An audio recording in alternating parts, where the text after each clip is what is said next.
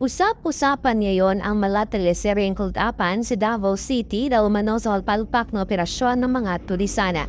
Nagtrending ang isang video ng mga turisan na kung saan huminto sa kalagitnaan sa Kirin ng Davao City ang ginamit nilang motorsiklo na pilit na pinapandar ng kasama nilang driver ngunit bigo pa rin ito.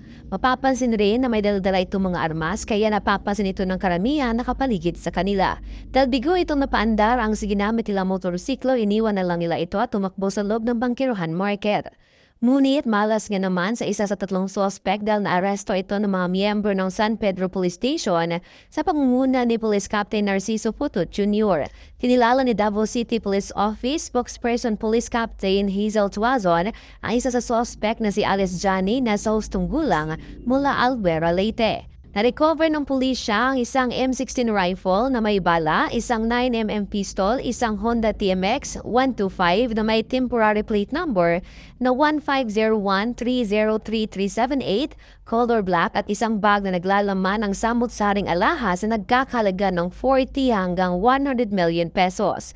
Nasa kustudiya na ngayon ng PNP ang suspect habang kinutugis pa rin ang dalawa nitong kasabwat. Ano sa inyo mga ka-trending? Para updated kayo sa iba pang trending balita, huwag kalimutang mag-subscribe sa ating channel at i-hit ang notification bell upang updated kayo sa ating mga videos. Maraming salamat sa panonood. Hanggang sa muli!